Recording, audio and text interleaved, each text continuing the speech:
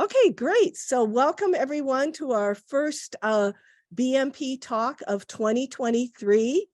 The term BMP is short for Best Management Practices, and that was coined as a way to describe state-of-the-art practices that are implemented to protect and maintain the integrity of natural resources and promote conservation of land, water, and energy.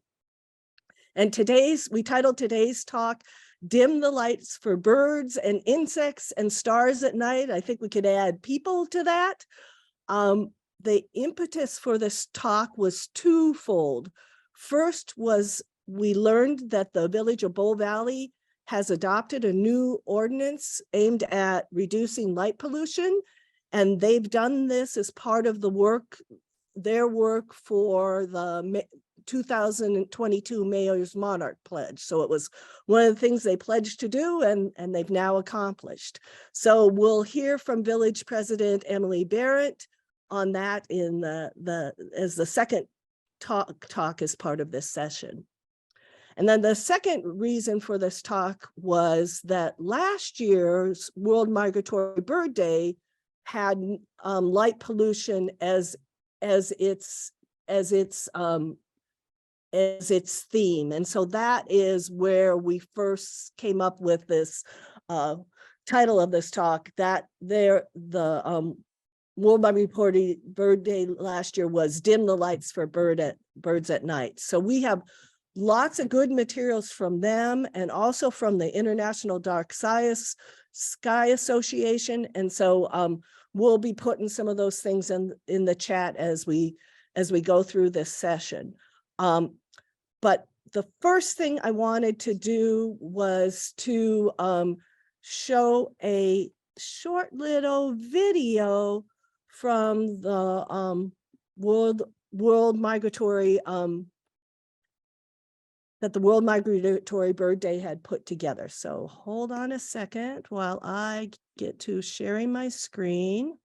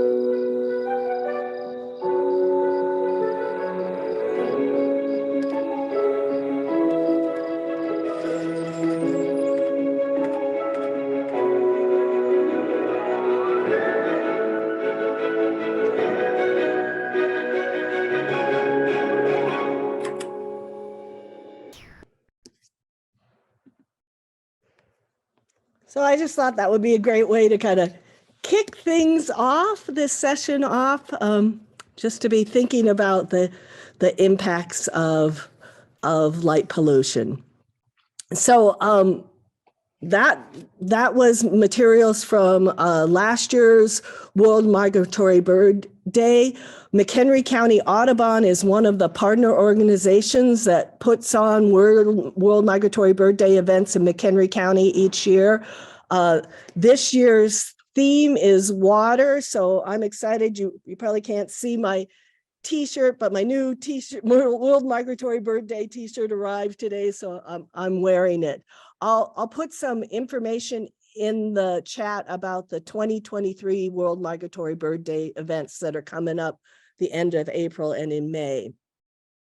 But to introduce Lisa, who is McHenry County Audubon's president, she is just an incredibly keen observer of birds, insects, plants, and all wildlife. So we've asked her to tell us more about the problems with light pollution and how you can help. So thanks, Lisa, for your help on this important topic. Oh, absolutely. And were we recording? Do we want to record? I don't know if we started. Yep, we're recording. Okay. It didn't look like it was recording, so I wanted to make sure. But let me get my slideshow up here for you all. All right. Can everybody see? I hope. Yep. Yep. Right, perfect. All right, so thank you, Cindy, for the introduction. Again, my name is Lisa Meyer. I'm president of McHenry County Audubon. I'm involved with many other environmental organizations throughout McHenry County and beyond. So I'm going to kind of piggyback off of that video, which is really cute, kind of sad, especially when the cat. I'm like, oh, but it's a good just demonstration how birds can kind of get. Lisa's microphone is not real good in terms of being heard. Oh, me? Yeah, I'll lean in. You don't need to see me, so I'll just lean into my computer. Can you hear me better? Hopefully. Yeah, that's better. That's better? All right. Stare at my forehead. So, one of the things about sort of our region that makes it particularly bad for especially birds that migrate at night, which are usually your smaller birds or warblers or tanagers or thrushes, those types of birds, your passerines, your songbirds. One of the things that makes our region particularly bad for them at night is the city of Chicago. Why is the city of Chicago maybe worse than some of the other cities around? Well, that's because, one, we're in a major flyway, especially along the Mississippi, and we have other big rivers like the Illinois River, the Fox River, that birds use to travel along. As well as, if you look at our region, you'll notice that most of Illinois is pretty much agricultural land. It's not the best per se for migrating birds to stop and feed and find shelter and stuff like that. So they kind of get bottlenecked in this sort of area where there's nowhere to go. And then they get to Chicago and then they start sort of spreading out. Because then you start to get into some more areas with a lot more trees like Wisconsin and stuff like that. Obviously, you have the lake on the east side that's going to block most birds. Most birds don't want to fly over the lake. That's super dangerous. So they get funneled through Chicago. And you have the city itself, which is so bright and big that it attracts a lot of birds. They get confused and they start going towards the city. So our region has sort of this unique problem, somewhat different from other cities that are also big and also very bright. Hey, Lisa, maybe try turning off your video. We can hear you. We can hear you, but people say there's a little bit of garbling. So, Okay. And Lisa, just do you happen to have a headset, some type of headset with a mic? No, I don't. Because I'm at work right now, but I'll be real close in. Can you hear me better now? Hopefully. yeah. Okay. Well, except Lisa, it's not that you're not loud enough. It's there's something happening that garbles your voice. Do you have are you too close to a speaker? Do you have some other gadget that's on in the room? Or? Well, there is a loud, whatever this thing is, the server. something like that. Let me try turning off my audio, so I won't be able to hear you guys. You actually sound pretty good right now. Okay, here, I'll try to angle this way, maybe, so I'm not. Keep this one better. All right, let me try to, I'm gonna stop my sound, so if you need me, put it in the chat. All right, so. All right, so like I said, Chicago's kind of a unique issue in terms of just birds being funneled towards the city and getting confused, crashing into buildings, stuff like that. It's a big problem unique to our area. So one of the things I want to talk about is, why is light bad for birds and really people in general? Blue light is really the problem. And it's not so much that blue light itself is a problem. We need that blue light wavelengths. We get those during the day when the sun is out. It definitely helps with a lot of things. I mean, we need that light. We need sunlight. But once the sun goes down, we really don't want to be exposed or overexposed to that type of wavelengths, those light wavelengths. That messes up with our circadian rhythm, and that's just how our internal clock aligns with our environment. This can also happen with pretty much any other living creature on this planet that doesn't, only live in a cave where they never see sunlight, or at the bottom of the ocean or something like that. But every other creature that experiences day and night rotations has this rhythm. And blue wavelengths seen at, or exposure to blue wavelengths after sundown can negatively affect this rhythm.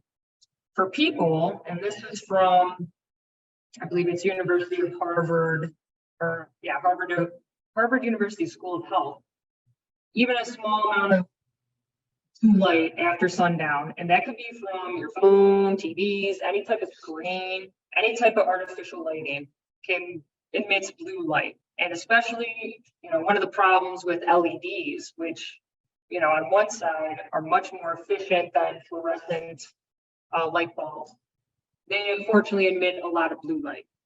But thankfully, there's some solutions to that as well.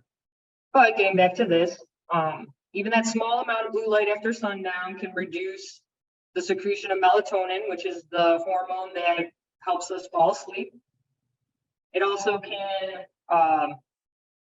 melatonin, is necessary for sleep. You can take melatonin, but it's better to sort of naturally produce it. And even a small lamp apparently can disrupt this secretion of melatonin. So it's not even a lot of light. It can be a very small amount of light. So even like sleeping with your TV on can disrupt that. Or even like sleeping with one lamp on can disrupt that melatonin secretion. And I think most of us know that lack of sleep is not good for us. We humans need sleep, 7 to 8 hours, or whatever your body requires. If you don't get enough sleep, that can lead to a lot of different issues. Just to name a couple, is cardiovascular, I can't say that word, cardiovascular problems, and things like depression, even mental health problems. So sleep is super important, and not just for us, for all creatures. Exposure to blue light after sundown can also be problematic for people with diabetes. It can actually cause your blood sugar levels to increase. And it can reduce leptin levels, which is a hormone that makes you feel full after you eat something. So it can lead to weight gain and other issues associated with obesity and stuff like that. So if we think of just those, few problems that affect humans, how does, and that they affect these small creatures like moths, any nocturnal creature, especially because we've added so much artificial light to our environment. If you even in my neighborhood in McHenry County is pretty dark. We only have a few street lights. Most people turn off their lights.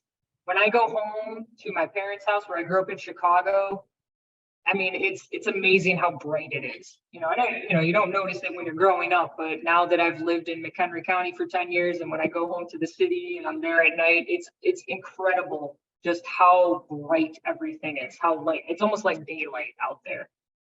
So if it affects us, it's definitely going to affect smaller creatures around us. Let me get that out of there. All right, so some of the effects on wildlife, like I mentioned, affects the natural rhythm that birds, insects, other wildlife experience of day and night and sleep and being awake. It can also have negative impacts of birds on migration. Obviously, cities like Chicago with big lights, big tall buildings and lights attract birds. It can confuse birds, causing them to crash into buildings, crash into those glass windows especially. It can also cause them to circle a building or circle that light source until they literally die of exhaustion.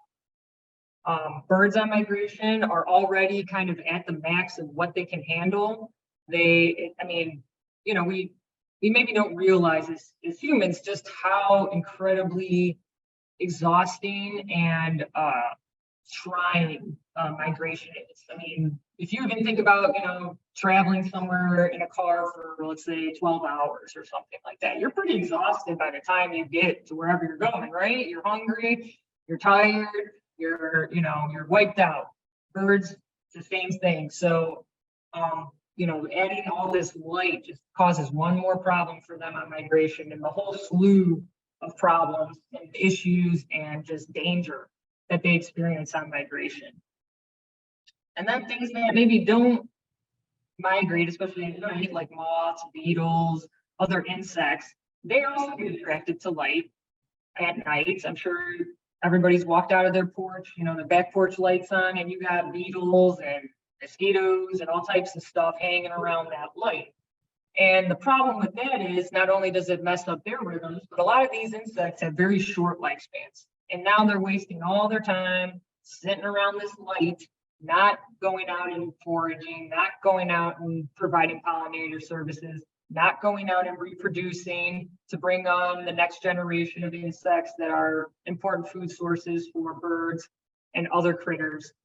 So, you know, there's other issues associated with light pollution in wildlife, especially on certain, you know, specific animals. These are just some of the general things. Yeah, next slide. All right. So, kind of going back to birds. One of the tools that a lot of municipalities use now, and even you know, not only birds, but like the city of Chicago, which now has a program called Lights Out Chicago. I think it started in 2017, 18, 19, somewhere around there, where I think it's after 11 p.m. The upper levels of a lot of those skyscrapers will be turned off. The lights will be turned off or dimmed or shaded in some way. So it's great that the city of Chicago has gotten on board with that and has kind of set an example for the rest of the nation, because this is the first program like that in the nation. But one of the things they use is radar. And something called birdcast.info is something we all can access.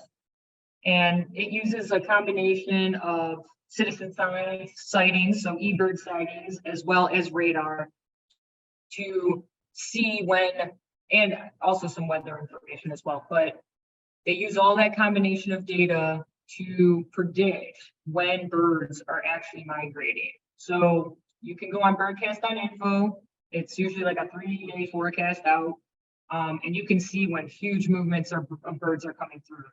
So if you look on the left, you'll see a screenshot from April 12th in 2022, and that's from Birdcast. So it's telling you there's about 127, a little over 127 million birds in flight, and it's showing you where they are, the direction they're going in, a lot of information. And you'll see, if you look at these maps, after that sunrise, sunset, line comes through, after that sunset, the birds are taking off. They're already getting on the wing. The image on the right actually shows the radar associated with that same day. So if you see what we call these donuts, these little circles of, scattered blue in here, and you can see where the rain is, your typical greenish yellow colors, that's a rain system.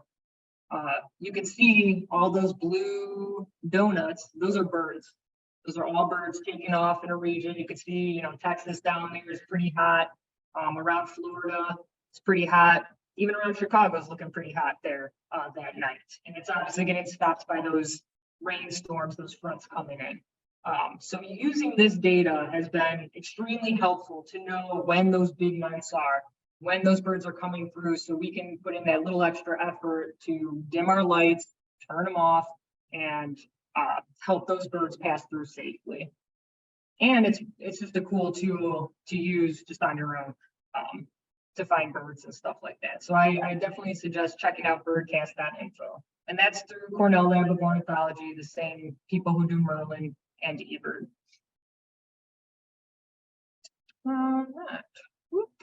Here we go. So how can you help reduce light pollution?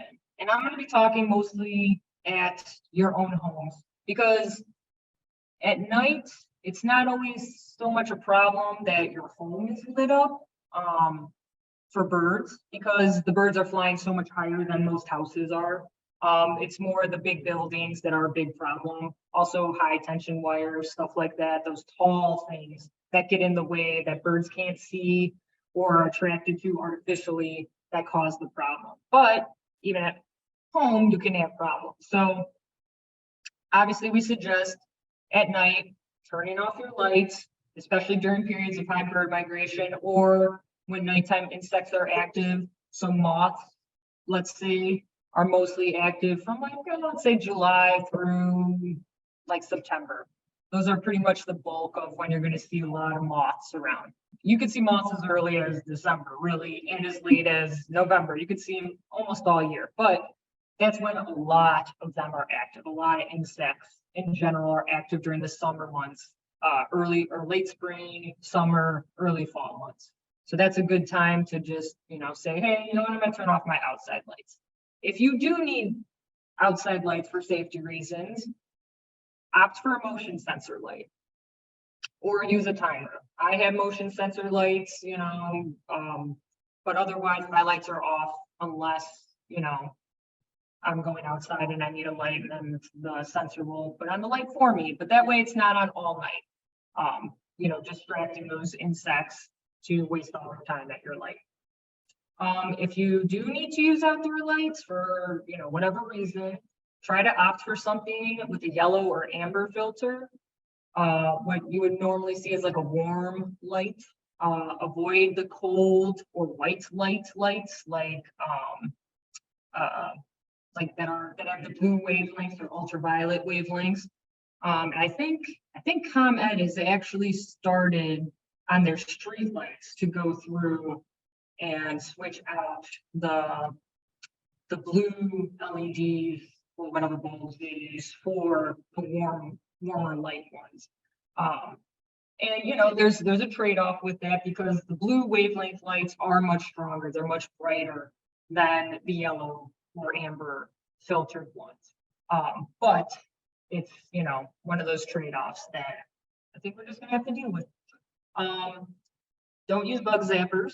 I think that should be a given. They're really useless. They don't, I know many people that use them for mosquitoes, but if you actually look at what's flying around those bug zappers, it's mostly not mosquitoes. It's moths, it's beetles, the June bugs, stuff like that, midges, mayflies. They're killing way more beneficial insects than those mosquitoes.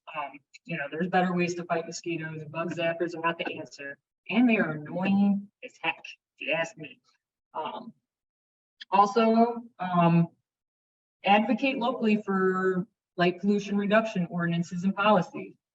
I serve on my village board, and I cannot tell you how important and how much I stress, when people bring up issues to me like, oh, why aren't we doing this? I'm like, show up at the meetings, Show up at your village meetings, show up at your village boards, your HOA meetings, your whoever it is, whoever runs your local municipality, show up to those meetings.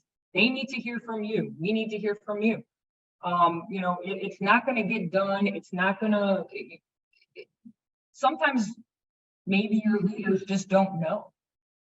So we need that squeaky wheel kind of shouting at us saying, hey, this is a problem. We need to look into it. Okay, well, now that it's been brought to our attention, we're going to look into it. So go to those meetings. I know it's not always convenient. I know they can be boring. I know they can be dramatic sometimes, but go to them and advocate locally for your local governments to do something about, you know, this and really other issues regarding wildlife, especially. So one thing I wanted to talk about, because lights aren't necessarily a problem for birds at night at your own house, but certainly during the day, windows are a huge problem for birds. Migrating or even just nesting around your house, you know, whatever it is, windows cause a huge problem. And that's because they're either seeing the reflection of the outside or they think they can go through the glass window. And obviously, I'm sure most of us have heard that sickening slam against the window, and then you go outside and you see a bird laying, you know, below your window or nearby, either dazed or maybe even dead already because it hit your window. It's a huge problem. I think the average, like every house on the, like, I think the average is something like 2 birds per household will die a year in window strikes. That's a lot. And if you're planting a native garden and you're doing other efforts to help birds, you're negating that with not putting something on your windows to prevent window strikes. A lot of people use decals. A lot of people will use, you know, strings I've seen, or, you know, shimmery things in front of the window, whatever it is to block up that, that image to the bird is helpful. I really prefer the Kaleidoscape bird tape. I think that is by far the most efficient. I've had it on my house now for over 5 years. I've had to do no maintenance to it, and I've not had zero window strikes at my house. It looks nice and clean. I'm not a fan of the decals with the little butterflies or the little birds, or they'll have like falcon decals. Those really don't do anything. If you only put 2 up, that's not breaking up that image of the window. You need to cover not most of the window per se, but you need to split it up every few inches to really break up that image to a bird. Birds are small, they can squeeze into some tiny little spaces. So the bird tape, I'm really a fan of. They have different styles, they have different colors, you can get whole sheets. There's a lot of different options. So I definitely suggest checking out abcbirds.org and Kaleidoscape and checking that out. It's cost effective too. So this is such a preventable solution, and it drives me crazy, drives me insane. The constant, like, oh, I had a window, you know, bird in my window, what do I do? And I'm like, use this. And they're like, I don't know if I want to put it on my windows. I'm like, this is so easy. It's so cost effective and it's preventable. There's really no reason we shouldn't be doing that. If you look at these 2 pictures, the one on the left is the original bird tape. It's kind of a bluish one. They have a clear one now. It is almost unnoticeable. I know my husband was giving me grief when I first put it up, but after a while, he doesn't even notice it anymore. And it looks clean. It looks, you know, classy. Doesn't, you know, disrupt the look of your house or anything like that. It's, to me, there's no excuse for this anymore. Oops, I skipped my last one. Here we go. So again, reducing light pollution is relatively simple. When we're talking about, you know, problems that birds and other wildlife face, like climate change, like insect collapse, you know, like habitat loss, those are big problems that, you know, are going to require a lot to really address. But something like light pollution and window strikes, we have options. We have the ability to really put a dent in that and stop it. So, you know, I'm glad to see that these meetings are happening. I'm so excited to see that, villages and different municipalities are interested in becoming more part of the solution. And I hope to see it continue. So that's my little 2 cents.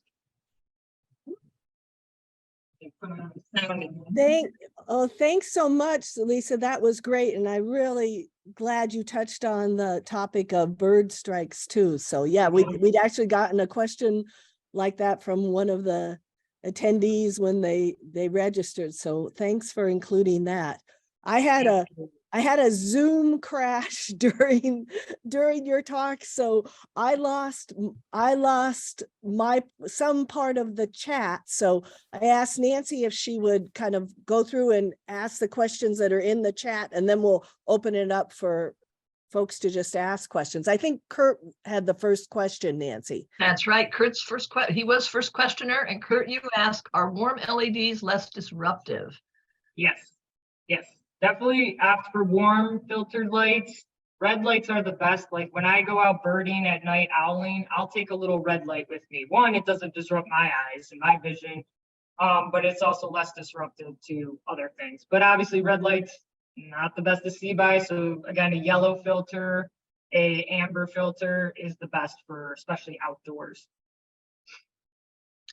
I was the next question, and then I noticed somebody posted answers for me, I'm pretty sure, but Lisa, I'll just ask if you have any other answers. I had said, we have people right behind our property that light up their whole backyard. And I know, as Gina has pointed out, residential, and you said this too, residential lighting is not really too much of a problem, but still, it's unnecessary lighting. Do you have any good little handouts to suggest that I could give to them? Or I think someone in another chat post said lights for birds at night graphic, but do you have anything you would particularly recommend? I mean, I don't have a brochure. I know for the World Migratory Bird Days, they had a nice little brochure, and I'm sure they're still around somewhere. But that would be, something nice to just put, or go talk to your neighbor. I mean, well, I figured. I know sometimes that's not always the best, but I have a neighbor like that too, who's from, Brooklyn, New York. And I think he tries to make his yard like New York, because he's got every light imaginable on. And there's that fine line of like, you pick your battles. Do you want to, like, hey, can you maybe turn off your lights? You got a lot of people who either are like, no, or, oh, I'm going to get robbed and stuff like that. I hear the safety thing all the time. And it's just, I don't want to say it's not a problem, but it's way over exaggerated than it needs to be, especially these days with cameras. I mean, most robberies are not, it's not, again, I don't want to say it's not a problem. It is, there's robberies, but it's not like it used to be. And I think I read something, and I can't remember who it was through, but those automatic lights that turn on when somebody approaches are way more of a detractant than you having a light on all the time. Because now, if someone's looking at your house, they know where the light is, they know where the not light is, they know where to go. The window that's not lit, but they walk up to your house and bam, that light shines on them, they're running the other way. They don't even want to deal with it. So Nancy, I am the person that put a bunch of links in the chat, just that things that I pulled together before this program. What Lisa's talking about, if you look at the chat, the one that says World Migratory Bird Day, dim the lights for birds at night brochure English. I haven't been able to find that online, so I just did a scan of it because I thought it was so good. So the others on here are great. Emily introduced me to the International Dark Sky Association. I put their brochure up. There's tons of materials there. So take a look at those. But definitely I agree with Lisa that brochure from last year was so good. And I have it in Spanish too. If people need it in Spanish, let me know and I'll scan it. Thank you. I will go talk to them, but it just seems nice if you have something that is a higher authority than just me saying, gosh, could you turn your lights down a little bit? The next question is, and this is from Gina, if residential lights aren't as concerning because of their height At what height does lighting become a bigger issue? So that's kind of tricky, because it depends a lot on weather. But most birds migrating are going to be way higher than any house. I can't give you an exact height range, but even like a 3-story building probably isn't going to be a problem. It's when you get up to, you got 13, 14 plus floors that you really start to see a problem. There can be weather conditions that push birds much lower, even to almost ground level. So, I mean, it just depends, but the bulk of nighttime window strikes and building strikes are, higher up on the buildings. I would say half and up on skyscrapers. But it's not that it can't happen. It's not that birds can't come lower. It's just typically they will migrate at a much, higher than your house. The next person, and this is from David Barkus, says, where did you hear that ComEd was moving to warm street lights? What, in other words, what location? So when that was in my village, they were replacing the lights through and replacing all the street lights. ComEd was coming through, replacing the bulbs. Oh. And I had asked, are these, cool light ones or are these warm light ones? And they said they are working to move everything towards a more warm light thing because they're aware of the issue too, of the blue light issue. So I don't know how fast that is going. I don't know per se which neighborhoods that's been in, but I do know in our neighborhood when I asked that's what they were doing. So I'm assuming it will be a gradual process as as they go. Cynthia doesn't have a question, but she just says a suggestion to everyone. Hey, just don't wash your window, jokingly, obviously, just don't wash your windows and then the birds will be able to see the windows. I know people take bars of soap too and they'll just all over their window. Again, it breaks it up. So, it doesn't work as so, but you can that's definitely something that works. And same with bird aggression. Like if you have a robin that won't leave your window alone, or a cardinal or something like that, it's the same thing. You want to break up that image. And it's got to be on the outside. It can't be on the inside. Glass is reflective. It needs to be on the outside. So whatever method you're going to use outside of your window. And then L. Baldwin, I think this is a question. They're saying they're trying to find red LED floodlights. Also, do you have examples of a large-scale deployment of a red lighting design for outdoor spaces? I have not seen any large-scale red light programs, I guess, because while red light is the sort of the best for not disrupting humans or animals, you can't, it's not the best to see by. If you've ever walked with like a red light, you can see, but you can't see a lot. You can't see very far. So, I don't see that necessarily becoming huge. Depending on what the application was for. I think there's definitely areas where you could use red lights. And certain things you could use red lights for, but I don't know if you have a big space that you actually want to light outdoors. I don't know how well red lights will work for you. You might need, that's why we suggest using a warm bulb, a yellow amber filter, because those seem to be the best for not disrupting, especially insects. Those are the best over definitely, the bluer, the cool lights, those white lights, those types of lights. Okay, and then Scott Kuykendall says, I think shielding is also a very important variable when selecting lighting. Floodlights are bad. Shielded light that constrains light spill is better. Can you speak to that issue? You're talking about like putting something over a light to like shield it from maybe Yeah, and that's actually a requirement, and that might actually be more appropriate when we get into the dark sky ordinance standards. Okay. So like, spillover from parking lots.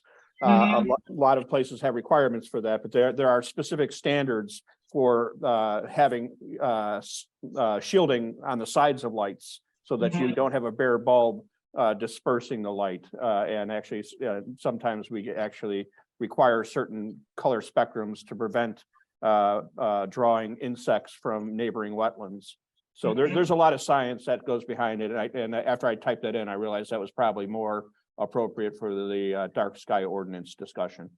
That's a great idea, though, for sure, that they're, direct the light where you want it, not everywhere. Exactly. Yeah, and that's, if you look at some of these World Migratory Bird Day materials, they definitely talk about that, that you need the light like going down, you don't need the light going out. And in fact, that was when the first time I learned the term light trespass. And that's what Nancy's saying her neighbor does, and Lisa's talking about. We all have people whose lights are trespassing onto our properties because they've not shielded them properly. Plenty of neighbors who get mad because, the neighbor across the street has one on their back porch and, just blinds them in their front room or something. And they're like, closing the curtains or stuff. So, yeah. Well, and that's the end of the questions, although there are two very interesting comments put in by Gina and in Belvedere about planning and zoning codes needed for lighting in cities.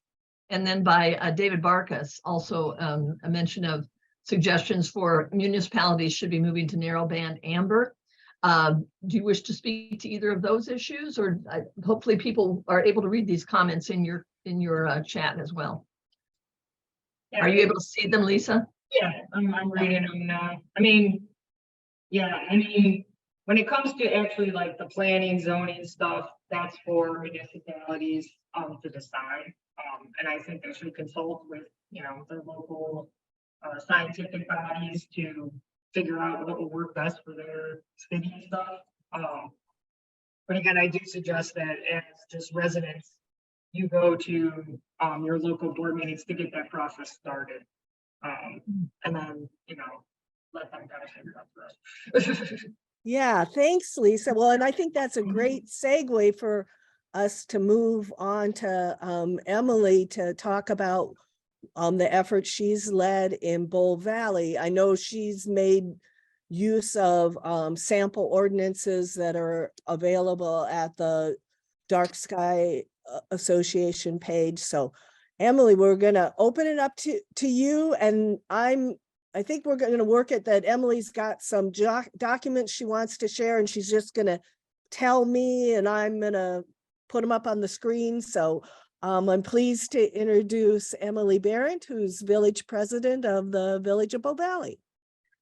Thank you. And thank you, Cindy, for helping me with the screen sharing, because I'm technologically challenged.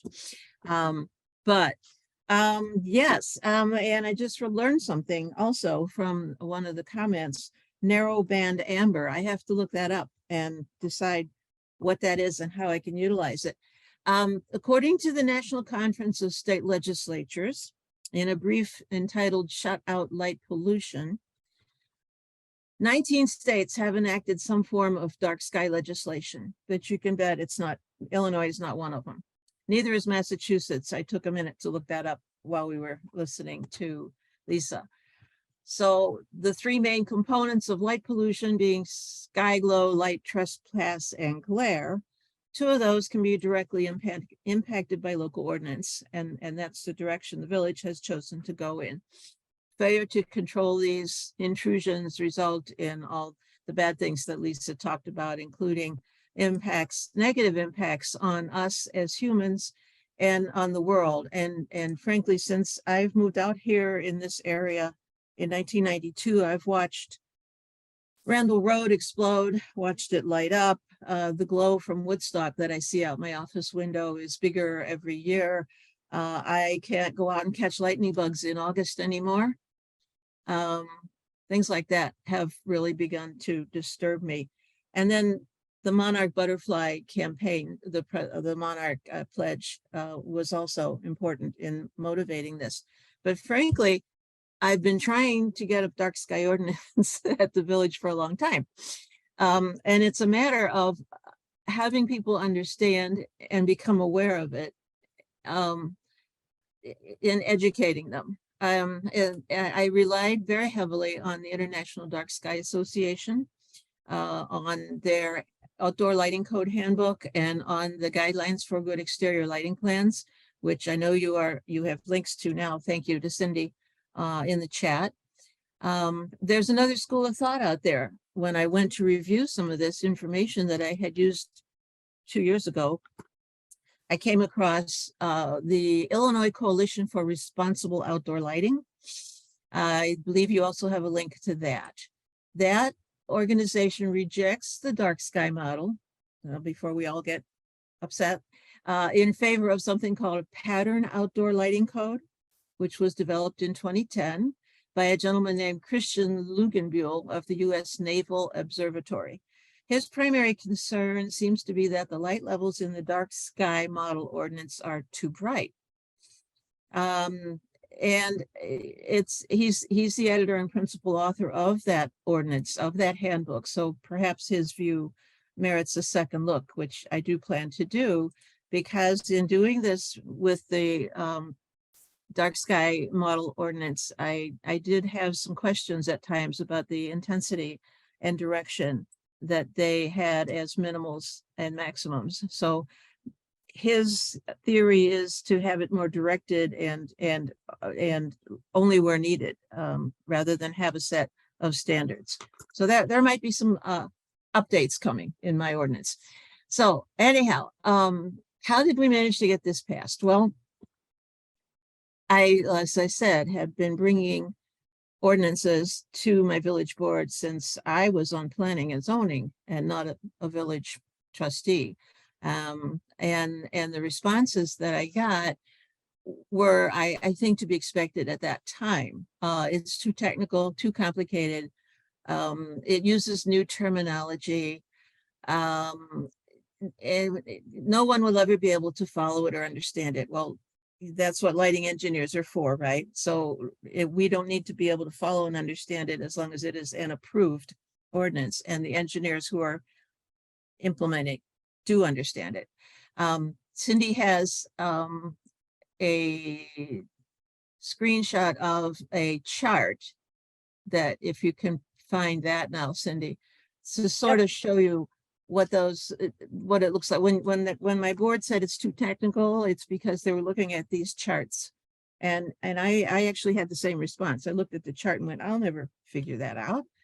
So the key to using that information when the chart is a little too much to digest is to extrapolate from the chart and just put it in the text, and which is what I did. So I don't have any charts in my ordinance, but my text reflects these standards. Not exactly these identical ones, because I think these are from Homer Glen, if I recall, but not hitting your board with a lot of undigestible information at once is sort of an important part of this. So the chart also, okay, then it also speaks in terms of foot candles and lumens. What's a lumen anyway? I just buy a 60-watt bulb, and they do just fine. And the difference there is that your 60-watt incandescent bulb is a measure of the energy used to produce the light, where your lumens are actually the intensity of the light output. And then there's the third term, foot candles, which is the amount of light that's hitting a surface. And all those are confusing if you're looking at incandescent bulbs. And I'm old enough to remember the old 60-watt bulbs quite clearly. I think lumens have only been around for about the last, 20, 25 years before we realized what we were doing with those. So educating the board, if you're going to your board with the appropriate information, is an important thing. So I started looking at ordinances from other towns. I know I've mentioned Homer Glen, which was the complicated one. There was one in Oconomowoc, Wisconsin, which was lovely, but it didn't have any details. It just said, shield everything and dim it. And that's not enough. So our lighting ordinance sort of languished over the years. In the meantime, our village zoning commission was imposing lighting standards on applicants for special uses and variances as part of the permitting process. So we were at least addressing this need in specific situations, if not comprehensively. But over time, the village board changed. The issue has become more urgent. But I'll tell you what the real motivation was. It was when I got a call from a resident who wanted to put field lighting in his yard so that he could entertain sports teams there for his local high school. And I had nothing solid on paper to prevent that. Believe me, within the next couple months, we did have something solid on paper. And the other thing that was motivating was the Monarch Pledge. When Cindy came to me with that, I had not heard of it. But having that be a part of the Monarch Pledge was an impetus as well. And on a side note, Monarch Pledge has been fully embraced by my village. The first year we started 2 huge projects with roadside clearing for monarch habitat that are nearing completion and ended up taking 2 years rather than the 1. So the second year of Monarch Pledge, I sent out a call to to the residents in my community and asked who would be interested. I got 11 responses from people who want to create monarch habitat and monarch way stations on their property. We're having a mass meeting on that. Hopefully it was going to be in March, but March has really gotten away from me. Hopefully the first part of April, we'll have a group meeting with all those people and get some of those projects rolling and hope to become the monarch center of McHenry County eventually. So to go to the ordinance, which let me switch my cheat screen here. You have a link to it if you want to pull it up and follow. If you don't, that's fine. I'm just going to read along here and point out some important parts of this ordinance. First of all, it applies in the first section, it applies to everything. All parcels or lots in all zoning districts in the village shall, and that's the mandatory shall, not the may or will or anything, shall comply with the provisions of this chapter unless otherwise exempt herein. Purpose and understanding is a very important section of your ordinance because you have to tell people why you're doing this so they don't just resist.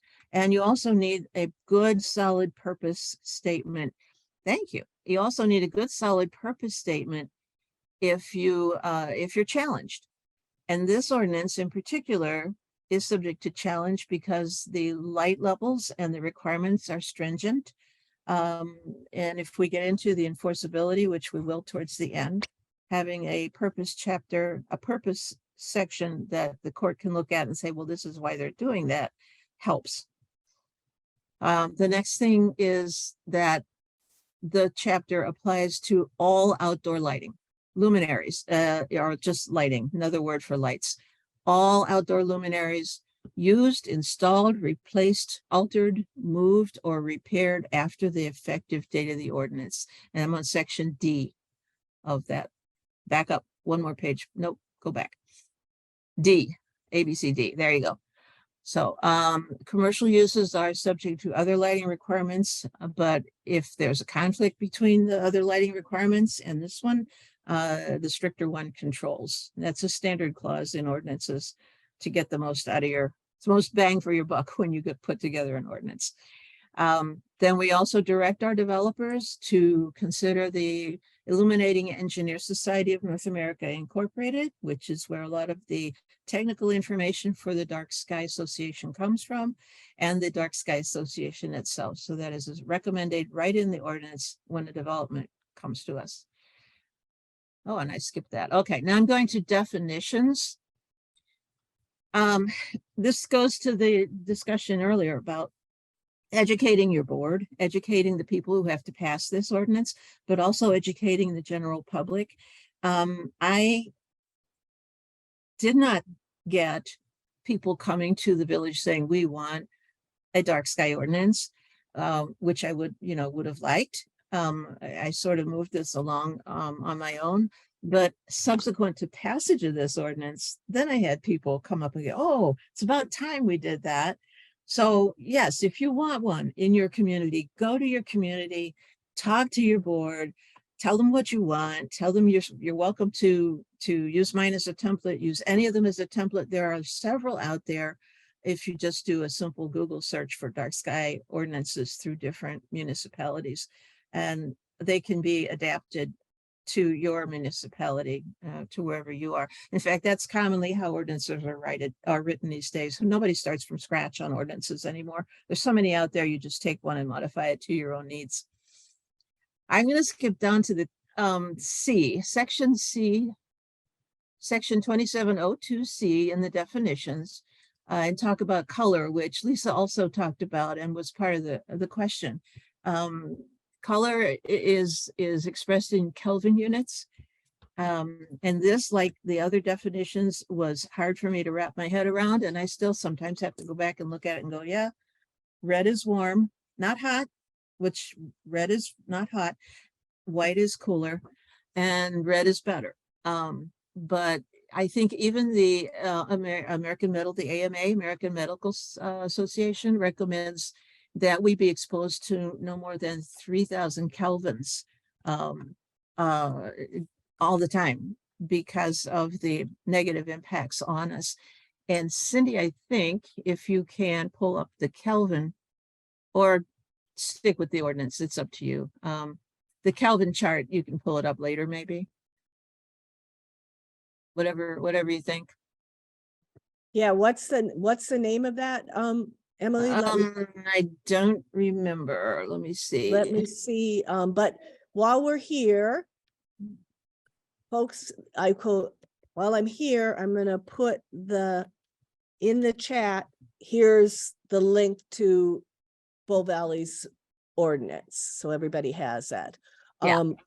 I've got outdoor lighting handbook, guidelines for good exterior lighting plans. Oh, it's a JPEG, Cindy. It's called Kelvin Color Scale, and it's a JPEG. Oh, okay. I think you maybe sent that to me late, and I hadn't. Let me look at my emails. So, Okay. hold It's on. it's just a chart that's like the rainbow, and it's got red on one end and blue on the other to let you know that that's the spectrum. And the closer to red, the warmer. Closer to blue, the colder, the white. Yeah. So while you're looking for that, Okay, yeah. yeah, no, I don't. I'll just hang for a minute because I want to. Yeah, I'm going to talk about downward direction, which was also mentioned and is critical. Means the luminary is shielded in such a way that light rays emitted by the luminaire, whether directly from the lamp or indirectly, are restricted to regions below an angle of 15 degrees beneath the horizontal plane.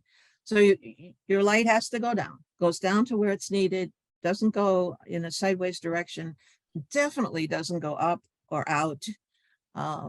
15 degrees is the default angle. It's a very tight angle. And there are other sections coming up where the angle is a little more open, but this is the default angle if it's not otherwise specified. A foot candle, another one of those terms that people don't understand, and believe me, neither do I. A foot candle is how much light falls on a surface, and it supposedly is how much falls on a surface from 1 foot away by a candle. Doesn't say how big a candle or what kind of candle, but it makes it a little bit difficult to envision. But again, that's what light meters are for. I would never be able to tell you what foot candles are falling on my wall by my neighbor's light, but I would be able to if I had a light meter. And to give you some sort of reference, if the standard of a full moon is 1/100th of a foot candle, if you're looking at $1, that would be a penny. So that's how small that light can be. And I just kind of use that as a point of reference to help people grasp the concept. Fully shielded, zero uplight. A fixture with an opaque shield above the bulb. So that the light fixture projects all its light below the horizontal plane through the lowest light emitting part of the fixture. So glare is a visual condition that you know about. it makes you sort of cover your eyes, blink and turn away, and your pupils contract, and then you can't see for another 10 minutes until you adjust again. The descriptions of these two organizations we've already talked about. Internally illuminated signs are basically, for our purposes, neon. K, light trespass, light that shines beyond the boundaries of the property at an intensity greater than a half a foot candle at 4 feet above the ground. And that's where you get your light meter out and check how much light is shining on your property or against your bushes or against your walls from your neighbors. And you can tell. That's a pretty strict standard in our ordinance. Other ordinances are less. Half a foot candle, if you remember, the moon is a tenth of a hundredth of a foot candle. So half a foot candle is still pretty strict. A light shield is anything. A lumen. Lumen is the other terminology that needs to be understood by people who are going to pass this ordinance or interpret it or abide by it. Lumen is the measure of brightness. And as we said, a lumen is a measure of brightness, but a watt is a measure of the energy produced. And they are really not comparable. It's apples to oranges. You can't really equate them. But the equivalent comparatively is listed in section M, and it's not spot on. It's kind of a guesswork that is used as a traditional comparison. So your average 75 watt bulb is going to be a little over 1,000 lumens. And remember that for later on when we get to the discussion of the restrictions on commercial lighting. Uplighting, we all love uplighting. It illuminates your bushes because you think they're beautiful, and the front door of your house. It's where you put a light on the ground or near the ground level and shoot it up. Those are really a problem most of the time. All right, so the ordinance itself, luminaire standards. Everything has to be fully shielded in the village. That's our standard. We decided not to do part, not to do some, not to do others, and leave others. Every outdoor luminary in all district, including streetlights, private and public, need to be fully shielded and downward directed. Nothing should go above the horizontal plane to produce light, trespass, and glare. Trespass, as we've talked about, is where it creeps over into your yard or onto your house or anywhere that you don't want it. And we've got some strict handles here of 1/10 of a foot candle if it's a commercial lot, and 5/100 of a foot candle if it's residential or agriculture. Motion activated, as Lisa spoke, also is very highly encouraged. And in fact, there's a bonus of additional lumens available if you are looking at motion activated, simply to encourage those as well. They go on, they go back off. They don't stay on all the time. 3,000 kelvins is the reduction, is low. It's somewhere above the red end of the spectrum, but not very high, and certainly not midway. I think it's about 1/4 of the way up the spectrum from red. And that's what we want all our luminaries color level to be. And then the other restrictions. Don't shoot that light into the night sky. Don't shoot it to your neighbors out on the roadway, any common area or open space, a natural native landscaping, or any place that provides habitat for animals and plants. Standards, illumination standards, everybody getting bored? Any luminaries for outdoor lighting in residential and agriculture zones has to be shielded. The light output is 1100 lumens. That is the maximum at 48 inches above grade. That's comparable to one 60 to 75 watt bulb. And this is where it talks about motion and activated sensors having a little bit of a bonus of up to 2,000 lumens. if you're willing to go that way. But the problem, the last sentence here is the big one. The total output from all luminaries used for outdoor lighting on any lot in a residential or agricultural zone shall not exceed 10,000 lumens. That's 9 75-watt bulbs. If you've got your house, envision your yard, if you had 9 75-watt bulbs in one place or even scattered about, you would have a lot of light on that property. I don't know, Nancy, how many 75-watt bulbs are on your neighbor's property, but yeah. The reason I point this out, and this is where the dark sky model ordinance, it was a bit, I questioned it a little bit. The dark sky model ordinance says 10,000 lumens per acre, which if you've got a 3-acre lot, triples this. If you've got a 10-acre lot, triples this. So I just left it in as 10,000 lumens, because anytime you have, oh, it looks like you've even got a mark on there from my previous notes on your screen. Anytime you have an ordinance that you've stated this is your limit, it's much easier if someone comes in for a variance and says, well, I need 20,000 lumens. It's much easier to go up than it is to take back. And if my ordinance said to 10,000 lumens per acre, that's what I'd be bound by. So now we've got some negotiating room in there. Same thing happens down in the commercial zone where it's 25,000. And this is section 4 of the following section, commercial zones and uses, section 4. 25,000 lumens per acre would be, I believe, way too much. That would 25 is 22 75-watt bulbs. So I'm going to look at what did I call it? The other ordinance, and see if there's some reason to follow that and make some adjustments in this ordinance.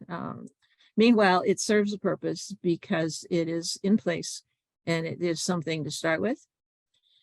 Hours of operation are what you would expect during business hours for commercial, during early evening hours for residential, and then during security hours, there's a restriction on the intensity.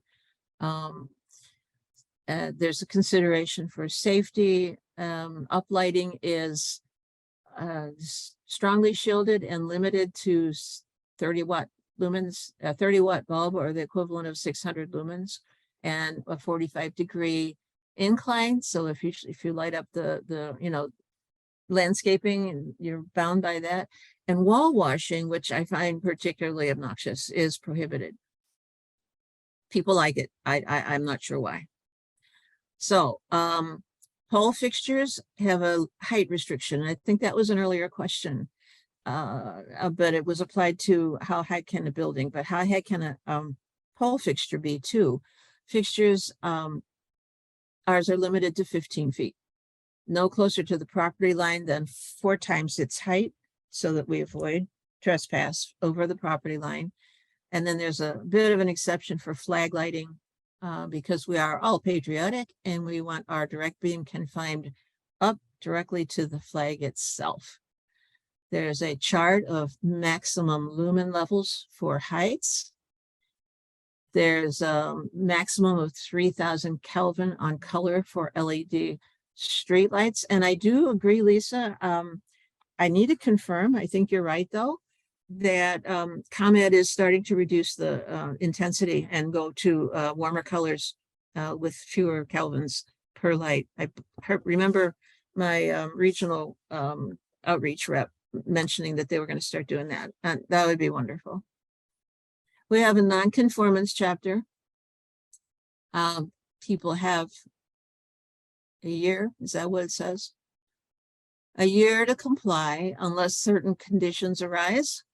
And if those conditions that are listed 1 through 5 are met, those have 30 days to be corrected. Then there are a list of prohibited things like field lighting is number 1. Wonder why. Lasers, flickering lights, upward directed lighting, architectural lighting that uses up lighting, searchlights, The old mercury vapor and metal halide bulbs, those are the ones that are on farm buildings that just sort of spread out everywhere. And then there are some that are exempt, which are absolutely necessary for political and security reasons. And Christmas lights are exempt, things like that. Temporary exemptions can be requested and approved for 30 days by the village board. The procedure for getting your lighting plan approved is to put together a detailed site plan. And it can be part of, if you're a developer comes in with part of his site plan dedicated to how he's going to light, what he's going to light. You have to give us cut sheets on what fixtures he's going to use, and what his, maximum foot candles will be beyond the property lines. So that all gets taken into account in the approval for future development. Penalties, yeah. We can go to penalties.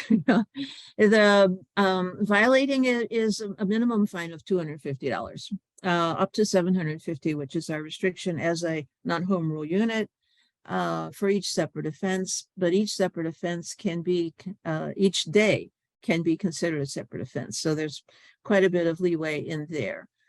Enforcement, however, on this and any ordinance in a municipality is always an issue. In Bull Valley, we have 1 full-time police officer and 3 part-timers. We have 1 building inspector. We have 2 part-time, one full-time office person who's otherwise engaged, 1 full-time public works, and 3 other part-time employees there. And we just don't have the staff or the inclination to go driving around looking for violations. But the ordinance is there, and as a lot of ordinances are, it relies on reporting by residents who note the issues and want to do something about them.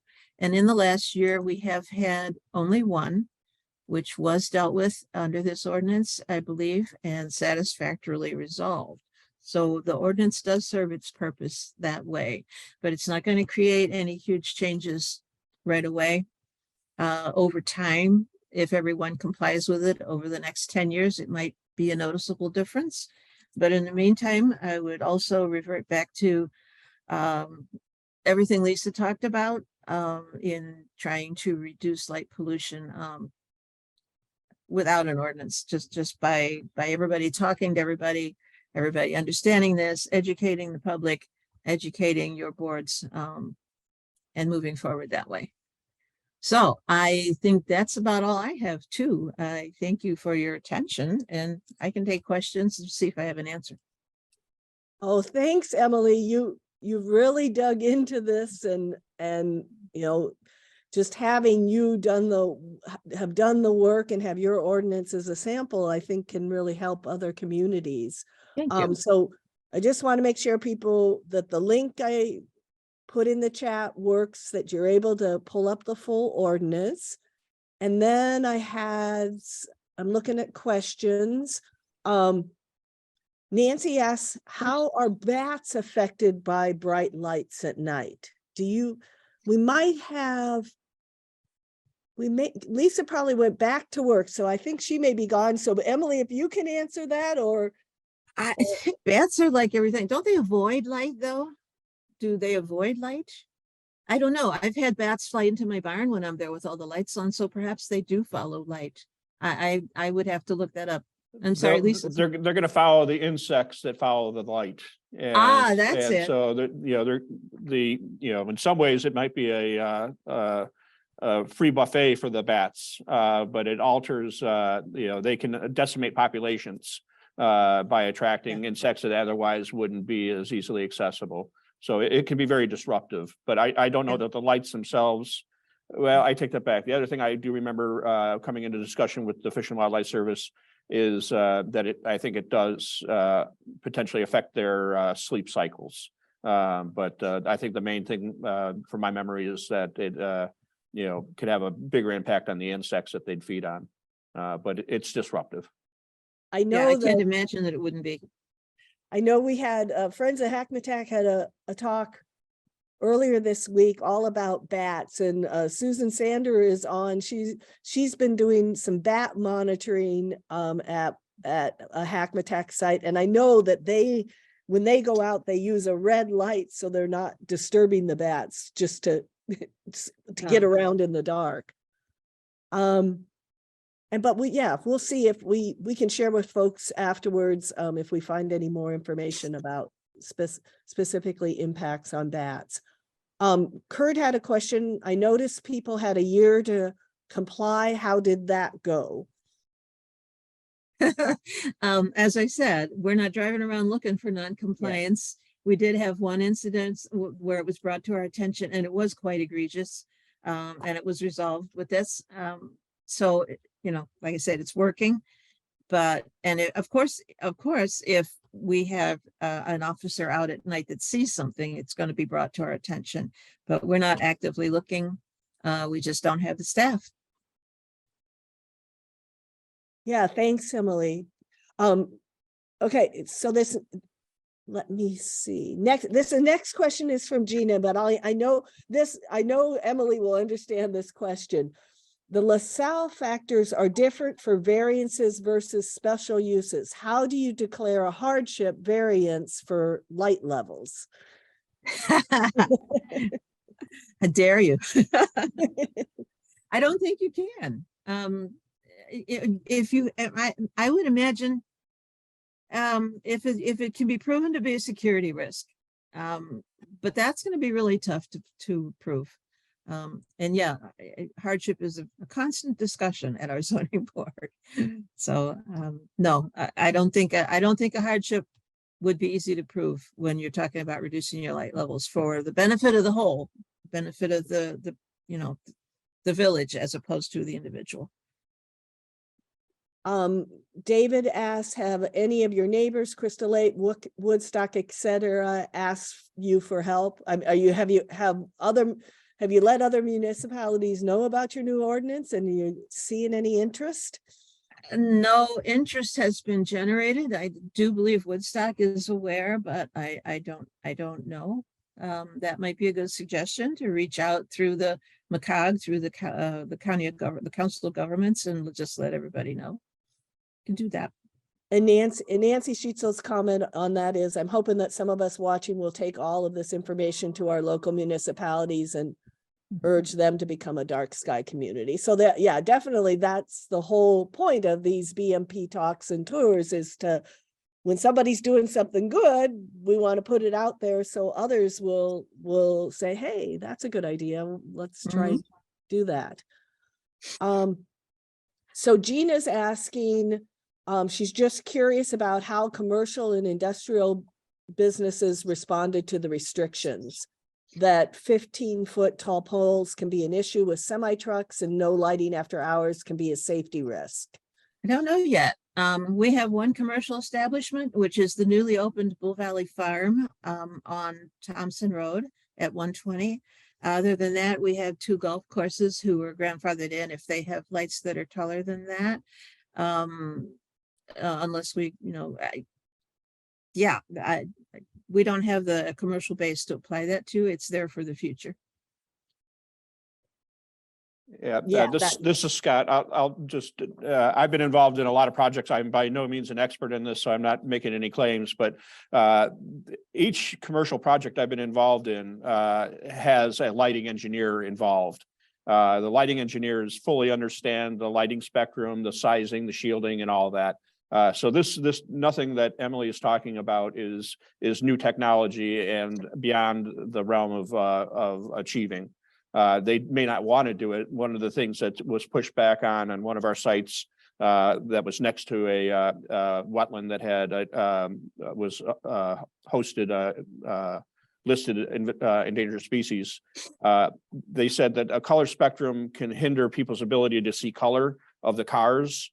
And so they coordinated with the Fish and Wildlife Service on a acceptable color spectrum. But like if it's a wrong color, a blue car will look black, a red car will look black, a black car will look black. And so people have a hard time finding their car. I don't know if that's true or not, but that's one of the things that they push back on. But this technology is by no means beyond the capacity for commercial developments to achieve.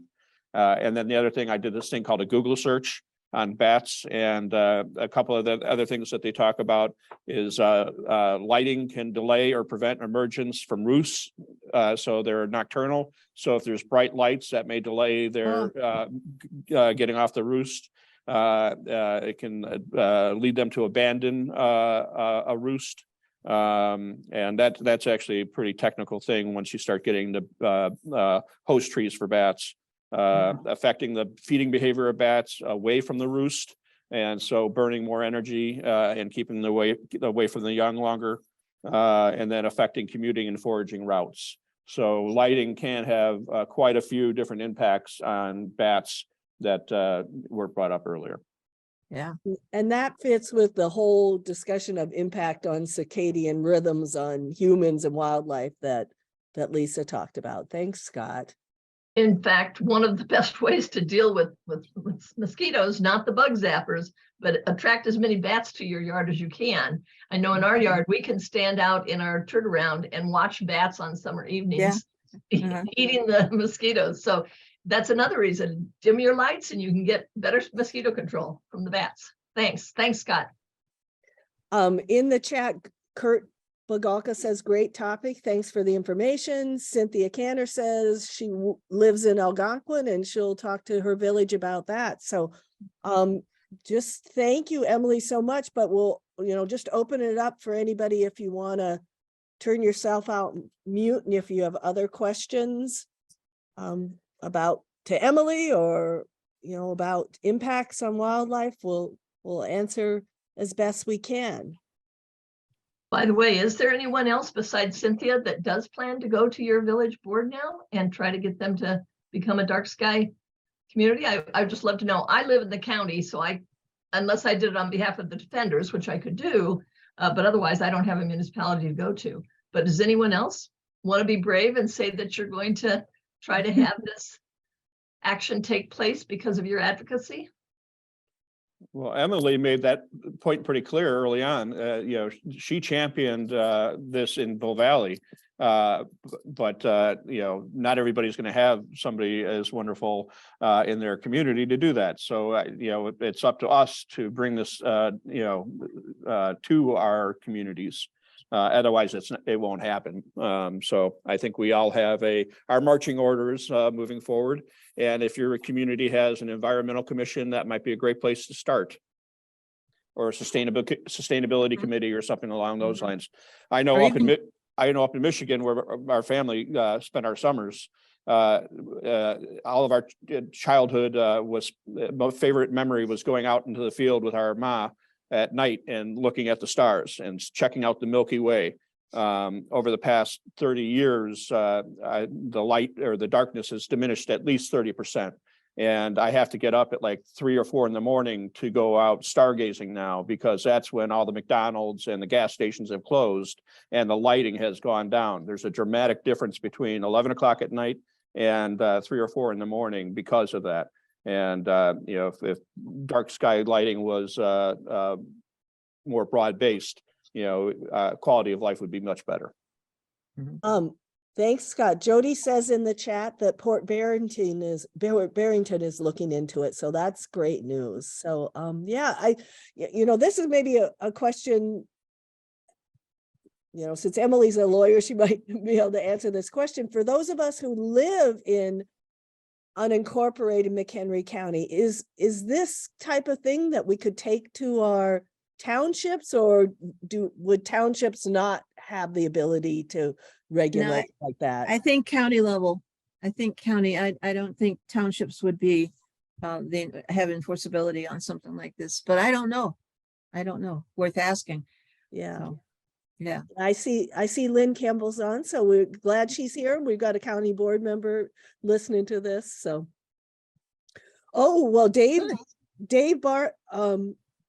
David Barkus says he lives in unincorporated DuPage and he's working with the county now. So we might have a county example that we could to look to in the future. Perfect.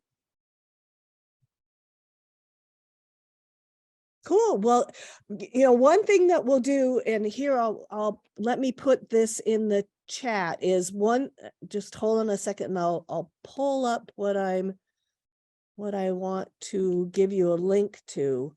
I'm putting in the chat now the link to the document where we keep the videos of all our past sessions. So the video of this session, we'll put a link there, but we'll also make sure that we have, maybe it'll be a link to a document with a bunch of links, because we have a lot of links that Emily's provided and I pulled together for this program.